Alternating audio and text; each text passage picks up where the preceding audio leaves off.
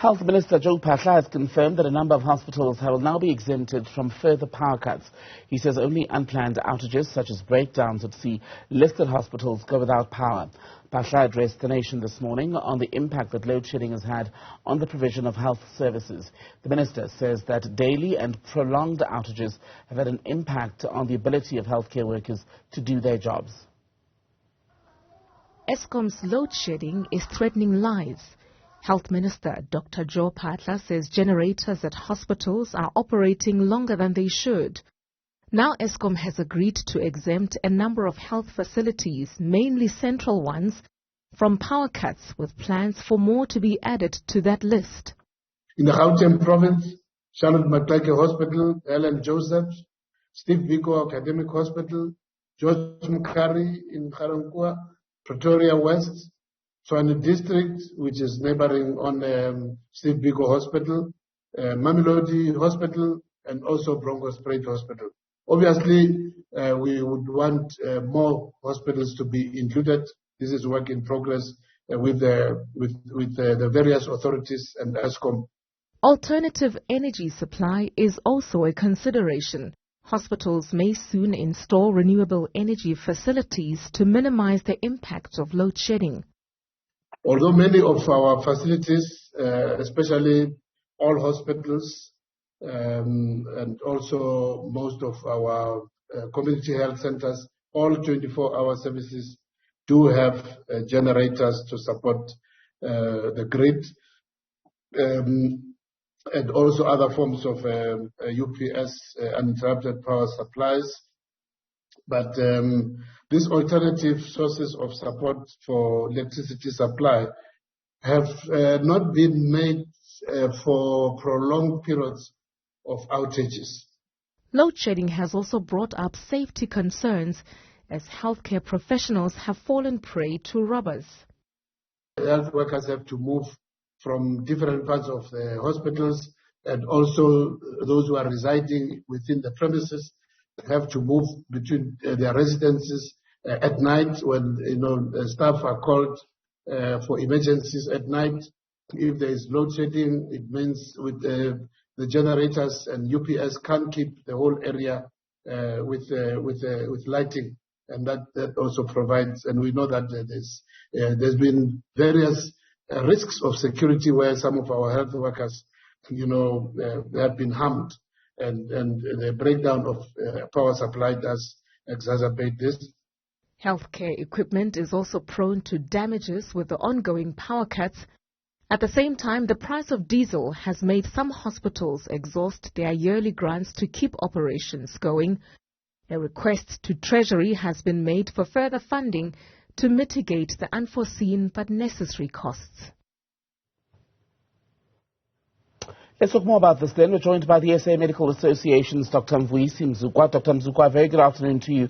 Welcome back to Newzroom Afrika. Has the Minister's pronouncement today fully covered what you were seeking as far as the exemption of healthcare workers, or healthcare facilities rather, from these power cuts? Good afternoon to you, Temekle, and your viewers. And really, we appreciate the move by the Department of Health under the leadership of the Minister to agree with us that indeed our healthcare system is under pressure, and something needs to be done, and to be done urgently. So the move is acceptable. We know that there are still many facilities that are not covered, and we hope that in no time we'll see additional numbers there. So we really appreciate this move.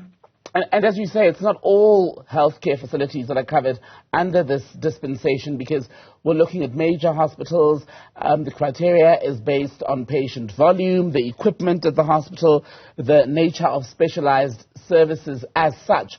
But can it ever be argued that a healthcare facility, be it a smaller hospital, a clinic, can go without power as often as we're now having to do? I mean, in Johannesburg at the moment where we are, you sometimes have to sit with load shedding 3 times a day, 2 hours or even more if something more serious happens when they're supposed to return you back and join you back to the grid.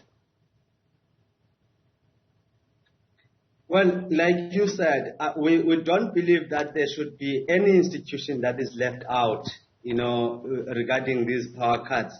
We think that all healthcare institutions, because you remember, it's not about numbers, it's about lives, people's lives.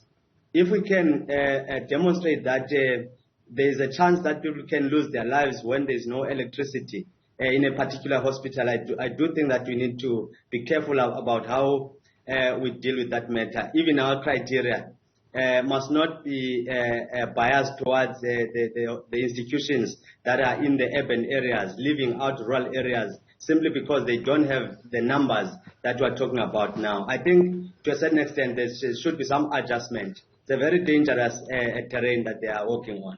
And that's an important point you make, isn't it, that if we focus on major hospitals or look at patient numbers, those are very often, yes, not only close to urban centres, but what it could also do, correct me if I'm wrong, is lead people from then flocking to the same hospitals, same clinics, just because it's believed that things move along faster there versus going around the corner if it's a smaller facility. You are quite right there, Tembegile. This is exactly what happens, because you know that hospitals now are under pressure, because of numbers. This is simply because resources have been taken away from the primary healthcare centers, like your clinics or district hospitals, and the focus was more on the regional hospitals, tertiary institutions, and that has caused what you are saying, because people can see, they know that there's movement in that particular hospital. Why should I remain here? Let me just relocate or move from this hospital to the next, and then you find that those bottlenecks and everything else that you find in those hospitals, long queues and stuff like that, whereas primary healthcare institutions are empty. And just on what the Minister said today, and I want to look at a paraphrased version of his words, where he said that the exemptions don't mean that facilities should use power without limitations. Are healthcare centres in this country wasteful, do you think, or negligent when it comes to electricity? Is there a point where we could say that they perhaps not switching off appliances or machines they don't need, for instance? Well, it's very possible, depending on how the institution is being managed. But I don't think necessarily it should be an issue that should prevent government from sparing hospitals from load shedding. But I do think that it is, the department itself that should be driving that move, towards making sure that electricity is not being wasted. There should be, like we do with water, why can't we do with electricity? So if there's such a waste, it means the department itself is not doing the job it's supposed to be doing. And if load shedding, these power cuts are to be with us for the next year, year and a half, perhaps even 2 years, they've lasted now 14 years, should government not be looking at a more longer-term approach to say, in fact, let's take most, if not all, off-grid and use alternative power?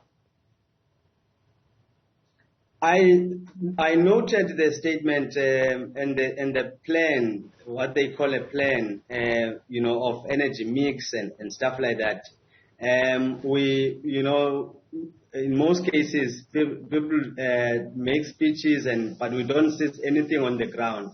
So we're still observing whether there will be those alternatives on the ground. But I believe, like you're saying, there should not be any interruption of electricity when it comes to hospitals or healthcare facilities, because there we're dealing with people's lives, we're dealing with emergencies. So if we are living in that environment, we should be making sure that we have a reliable source of power.